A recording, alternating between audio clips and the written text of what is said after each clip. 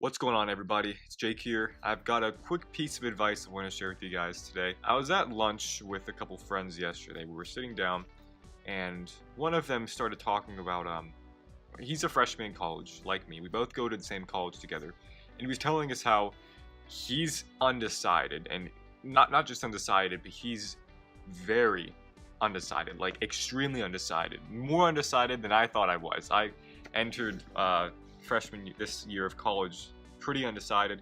I'm still sort of undecided, but I'm really narrowing it down a lot. But my friend, I thought he had things figured out pretty well. I thought he knew what he wanted to go for. He's a smart kid, and I figured he'd be going with something with math or science, because he's a pretty smart kid. But he actually, truth be told, when he told us yesterday, doesn't really have any solid idea of what he wants to do. He was telling us that every day his interests change. So like today he's interested in like something with like art, and then tomorrow he'll be interested in something math, and the next day he'll be interested in architecture or something like that. He feels really stuck because with college, and really just with life in general, there are so many opportunities. There are so many things, so many different fields of study, and so many different things that you can get involved in and really hone a skill for. And that's part of the reason why the decision of what you're going to do with the rest of your life is such a hard one, especially when you're an 18-year-old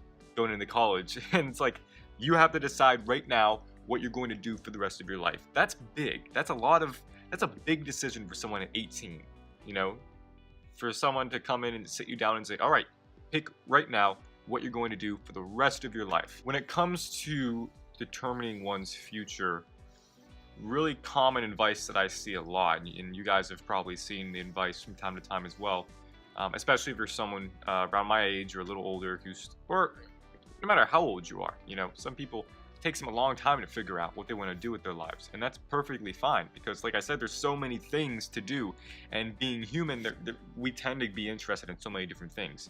We're very versatile creatures. We can be interested in a lot of different things and be good at a lot of different things, but finding that one or two things that creates that spark within you, that's really hard. So since he's interested in a lot of different things, and he was saying how his interests change every day, he said it was hard for him to nail down exactly what he's passionate about. What's something that would make him excited when he got up every single morning, you know, excited to get to work, because that's what everyone wants. That's sort of like the American dream, in a way, is waking up in the morning and being excited about going to work. That's what everyone wants. That's not reality though, and most people know that. The important thing is when you have a goal, not to push everything else aside. You have a goal and that's great, but you don't want to forget about reality. And now, I'm not telling anyone to give up on their dreams because it's pointless, not at all. But you have to know the difference between a hobby and something that you can make an income out of, something that will support you in life. That's not something that has been easy for me. You have to recognize the difference between a hobby and a career. So while we were hanging out, I told him maybe it's better, instead of focusing on what you like to help you determine a career for yourself, maybe instead of asking yourself, what am I passionate about, ask yourself, what am I good at? What comes naturally to me? I don't think people ask themselves that question a lot. There are some people, like I knew some kids when I was going through high school, like phenomenal athletes, but maybe they never recognized. I mean, I'm sure they were told that all through their lives, you know, and they played on varsity sports teams and stuff in high school, and then never capitalized on that. They didn't focus on it going into school. I know some kids right now that aren't focusing on their athletic ability. Some are, some aren't, and the ones that aren't, it's kind of a shame, because they're so gifted. They have this unique talent, and I believe that everyone has that kind of unique talent that they can bring and share with the rest of the world. But some people don't recognize that, or they know they're good at something, they don't like it. So that's one problem you'll run into. But I think it's good advice for someone who doesn't exactly know what they want to go for in the future. Don't get so hung up on doing something that you absolutely love, because that just might not be the case. You know, reality might come in, and you'll realize probably the hard way that doing what you want to love won't pay the bills. And doing what you love might not help you, pay for groceries. I'm not trying to discourage anyone from pursuing their dreams. That's the last thing I want to do. Think of what comes naturally to you. Sit down and just ask yourself, what are some things that you've done throughout your life, like throughout school, that you never struggled with? Think of things, certain subjects in school, or certain hobbies or skills that you would do effortlessly, while everyone else around you struggled to do it. And maybe you'll start to remember times when people would say to you, how do you do that? Like everyone else, like I suck at it. How do you draw so well? How do you write so well? How do you talk to people so well? How do you do those math, like, you're a math whiz, or how do you get science so well? Or, how do you remember all these history facts?